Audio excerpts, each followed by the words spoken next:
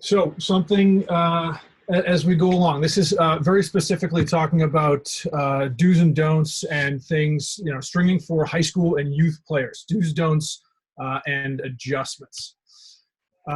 If anybody has any questions as we go, please just add them into the chat. I will talk through let's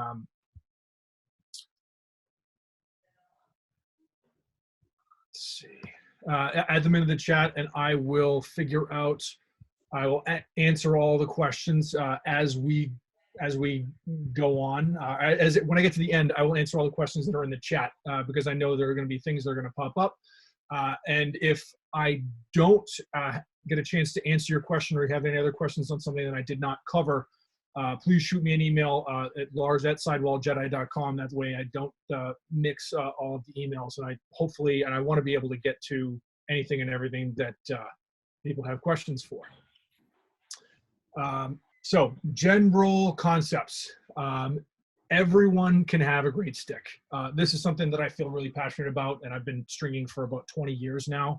And so it's something I talk a lot about, and I want to make sure that people have an understanding of. And also, why doesn't everyone have a great stick? And it's one of the fortunate things that we're kind of seeing in our game today is that we're still having a tremendous amount of growth. Lacrosse is still the fastest growing sport in the country, not as exponentially as it was 10 or 15 years ago, but new kids and new programs are popping up every single day.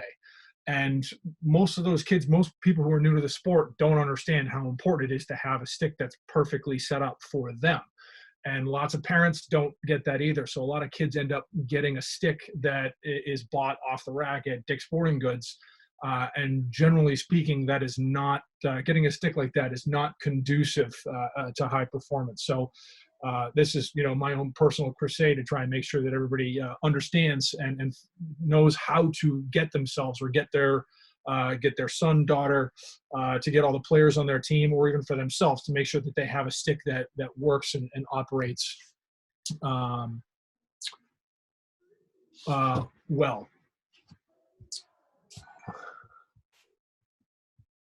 Something to be able to to look through, and I've got a stick here that I'm going to take off the background here. Well, hopefully you'll be able to see this in against my shirt. So here's just another stick that a stick that I will be able to use and talk through all of these concepts as we go. Let's talk about it. What is a great stick? A great stick is one that is tuned specifically for a player that'll make their job easier and perform consistently at a high level. That is different for youth players, high school players, college players. It's not always going to be the same. Something that I would give to a college player who's a midfielder who likes to shoot a lot is not going to be the same thing that I would do for an 8-year-old, a 12-year-old attackman who likes to carry his stick straight up and down, or a defenseman who likes to pick up ground balls a lot. The biggest and most consistent thing for anyone is that it's going to be easy for you to be able to get the ball in and out of your stick. Any player, any position, goalie, face-off guy, attackman, defenseman, all of that. A great stick is easy for a player to use. A couple of things that coaches really should know, whether it's not necessarily for the stringing themselves, but they should all understand, is that if you don't know how to string for yourself, find someone that can. If you don't know someone to string for your players, find some place that they can go. I wish I could say that there's enough lacrosse stores with capable stringers out there in the country, that everyone has a place that they can go, but that isn't always the case. So if it's another player in the area, a parent that has an idea of what they're doing, or sending sticks off to someone like myself who can string them and then return them, and have it work properly, this is something that's important for you to be able to take into consideration. Players should have a really good stick, and it's for a couple of reasons. One, you want to make sure that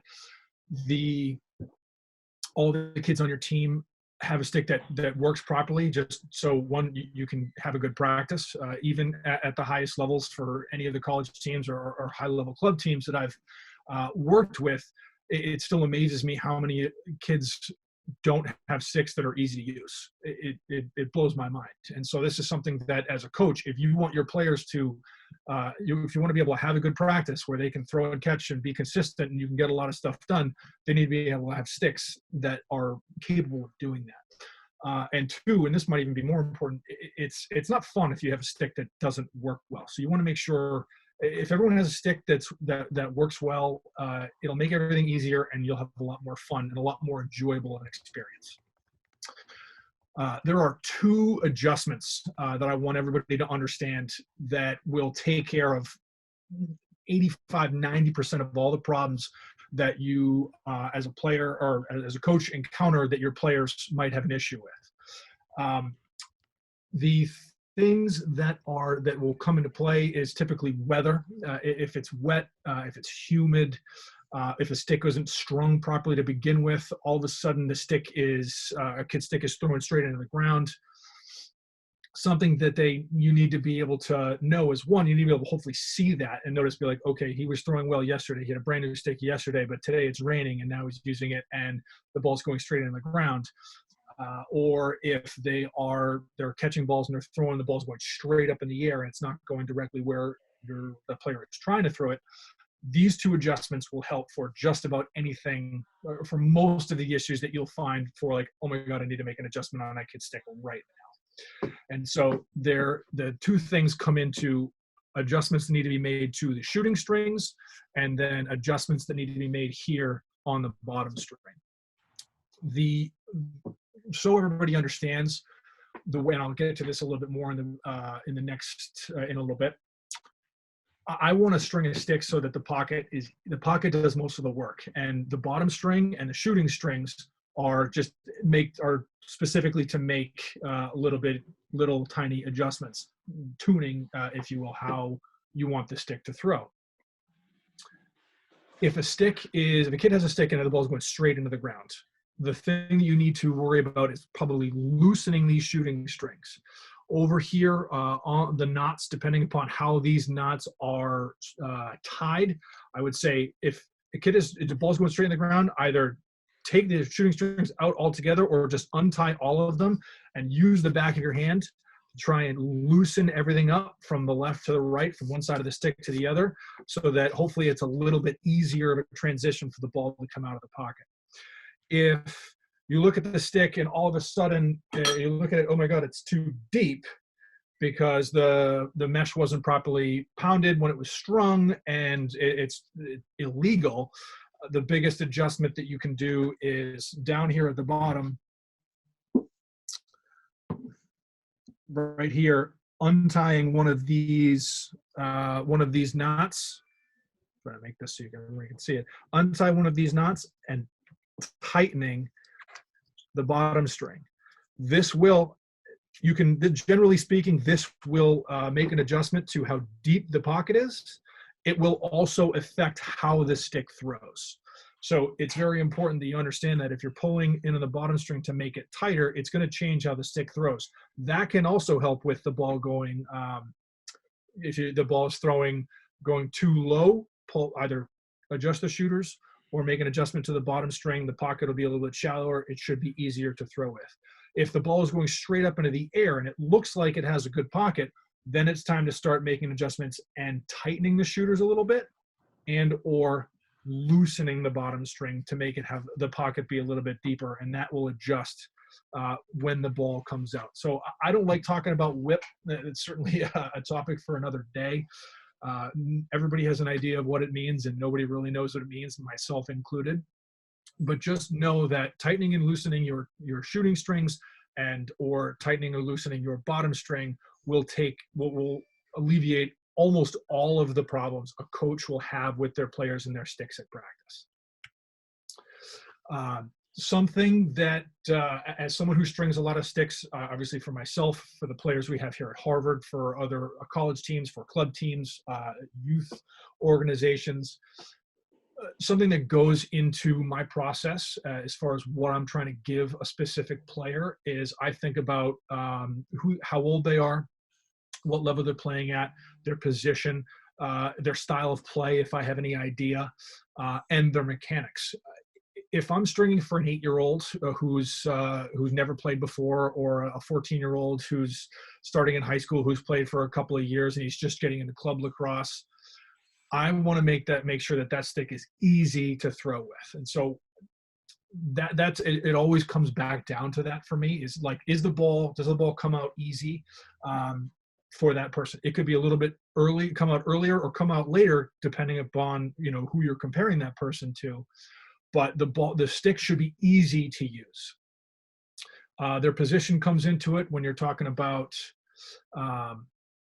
you're not going to give us, if I've got a player, a lefty or a low attackman who likes to carry the ball down low, I'm not going to give them a pocket that sits up high. Conversely, I'm probably not going to give a defenseman a low pocket. He's going to get a high pocket. So all of that matters, like what kind of mechanics they have. If it's my neighbor's cousin who lives in a different state, I don't know how they throw. I'm just going to make sure that stick is very easy to use. And also I will find out like what position they play, because that will generally help. Generally, it will help me figure out how to give that player a pocket that will help them. Some setup, maintenance, and upkeep ideas that everyone should pay attention to and understand, whether you string sticks for your players or not, is make sure that they've got the right materials for what they're doing. I would not give my college players beginner level heads and sticks. I would not use mesh that I don't trust. So make sure that your players, for whatever level that you're at, are using the right equipment, are using the right materials if they are stringing for themselves.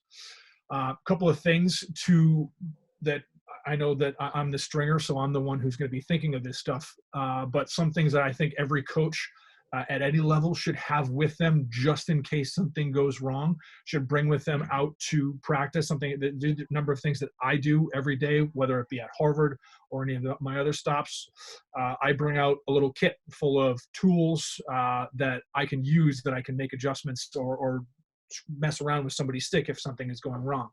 Generally, I'm bringing a couple of extra pieces of mesh.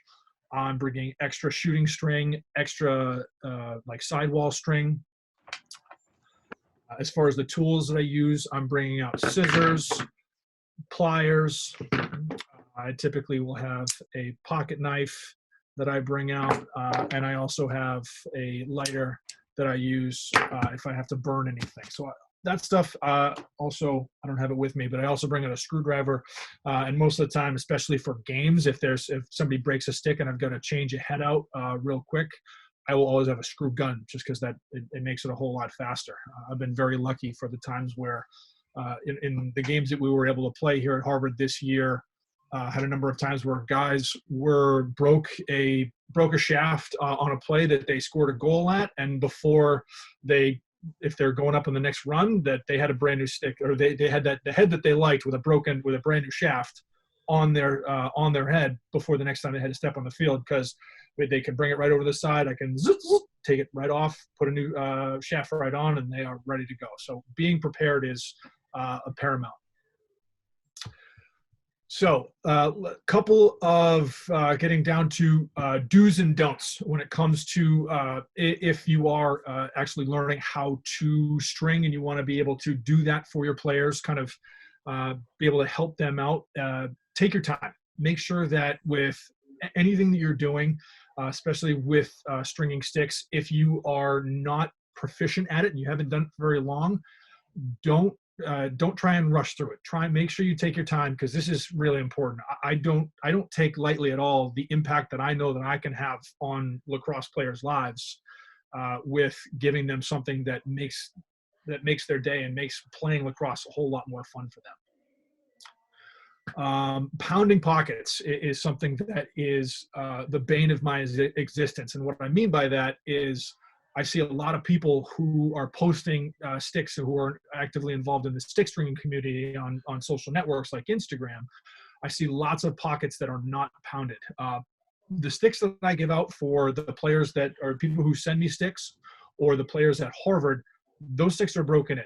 Brand new, I strung it. I finished strung it 5 minutes ago. That stick is ready to go out in a game, and that stick is not going to bag out. And it's all because of the things that I'm doing to that stick before I give it to them. And one of the biggest things, this is what I'm going back to, is most sticks that I see a lot of players use, it was never properly broken in. If you've got a player that's taking days and weeks for their stick to break in my opinion, it wasn't properly strung well to begin with. So if you're stringing sticks, make sure pounding your pockets is unbelievably important. And that's why a lot of times I'll see younger players who their sticks, they're like, oh yeah, I bought it at Dick's Sporting Goods like 2 weeks ago, and the ball's going straight into the ground. Well, it might have been good back, 2 weeks ago, but something that people in the factory don't typically do is pound their pockets. And then once, it gets wet and the mesh stretches out, the shooting strings are already in there, and those don't change. And so the pocket change, how it throws changes over time. Pound your pockets. With all the things that you're doing, I know personally, I do all sorts of difficult, creative patterns and such, but for people who are just getting into it, keep things simple. You don't have to do crazy sidewall patterns or anything like that for a stick to be awesome, absolutely fantastic for a player. It's cool when you can figure out a creative way to do something that opens up a new possibilities for what a player can do. But generally speaking, for high school and for youth players, they do not need things that are fancy. Keep it simple. When you are, let's see, we already got to that. This is another thing that's just extremely important for younger players.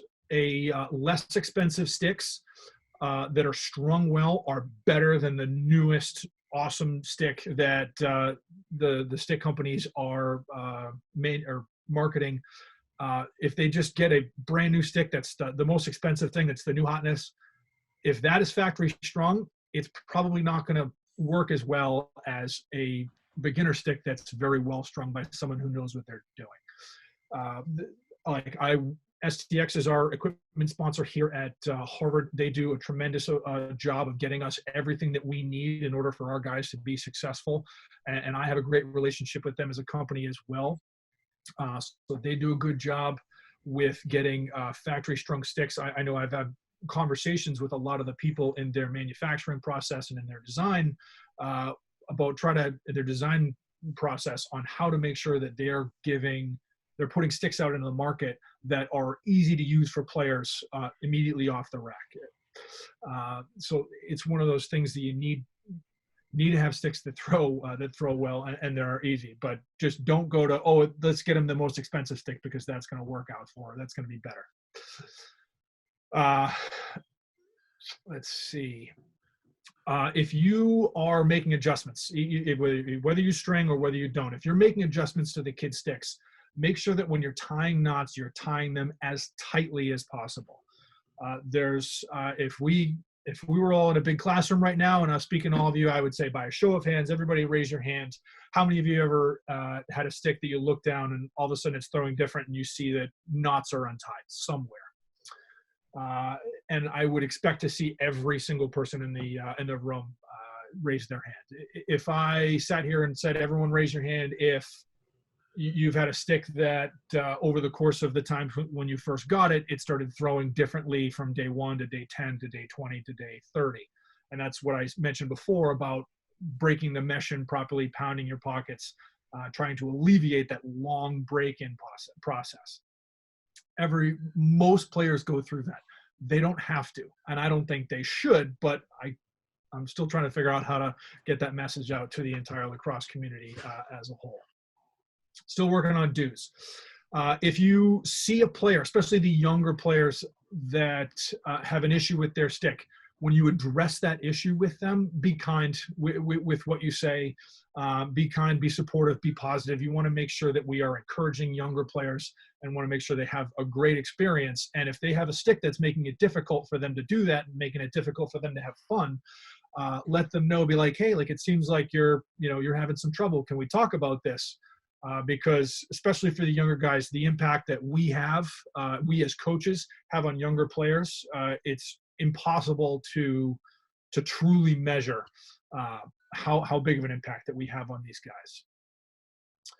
If you're stringing a stick for a player and you don't know kind of what they like I said earlier, if you know their position, that would help.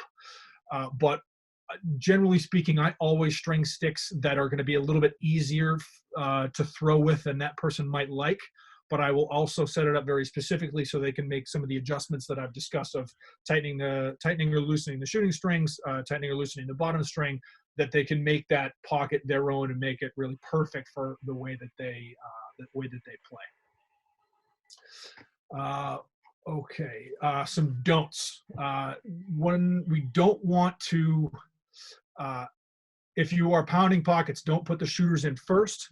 You want to make sure that you're stretching out. If you're pounding the pockets, do it before you put anything in, so you're stretching all of the mesh out. Like the mesh wants to break in. When you play lacrosse and you're throwing and you're shooting, the mesh itself wants to stretch out. If you put the shooters in before you stretch it out, it's going to dramatically alter how the end game of how that stick works.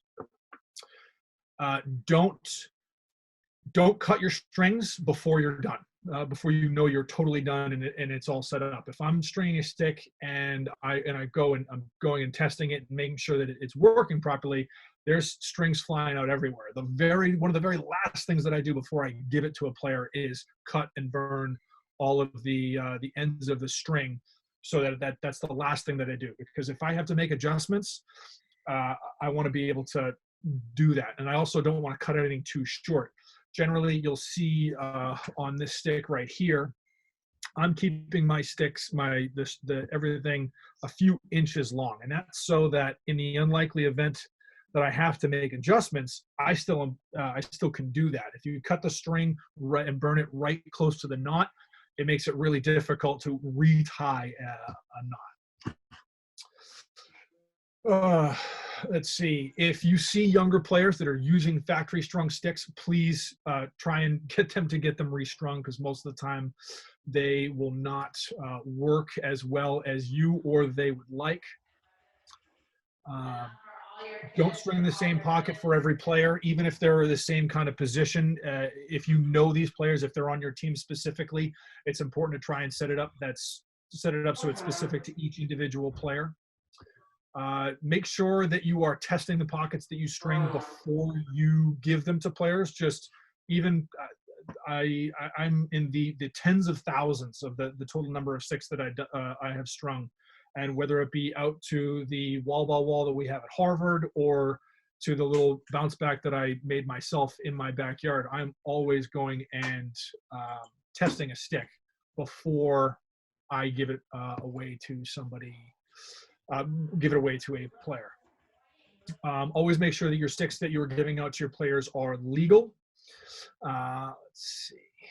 And make sure that, as I said at the very beginning, with taking your time, don't just give somebody a stick that's going to be good enough.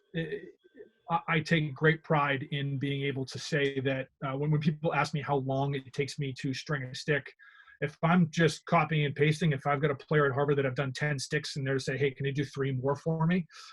I can probably do that without thinking, and it'll take me, I don't know, 10 or 15 minutes per stick. But if I'm working on something that's special or very specific, it's going to take me an hour, 2 hours, 3 hours. Make sure that everyone that you're stringing sticks for you're taking the same time and the same amount of effort for each of the sticks that you're doing for players. Okay, we have a few more minutes. I'm going to kind of jump in here and talk about or look at some of the questions in the chat. What is the biggest issue you see when you are given a stick to repair or assess? Most of the time, the issues that I'm dealing with are frayed strings, frayed here on the back of the top string, or if you notice, let's see if I can be more of the background here. Right in here, this is where a lot of times I'll see sticks that the strings are fraying. And that's just general use, play style. Some players, you'd think that their sticks or the string would fray more than others. I don't know how it works. I just know what I use a lot of, if I can find it here, is, gentlemen, if you you may not even have to go buy this if your girlfriends or wives paint their nails. I keep a little bottle of clear nail polish in my kit with me at all times. And so I will talk to my players, whether the guys at Harvard or anybody else. I'll constantly be reminding them, either before or after practice, hey, it's Tuesday, we've got a game on Saturday, make sure you check your stick. And if there's anything going on with it, if we need to restring a sidewall, redo a top string, or just put a little bit of this stuff on it, we're doing that on Tuesday or Wednesday, or even Thursday, so that we don't have to worry about it on Friday and we're ready to go on Saturday.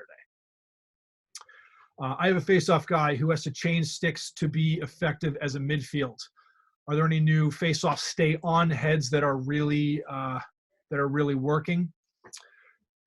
I string face-off heads very specifically, and that's so that it's able to use every stick brand new should be easy to throw with.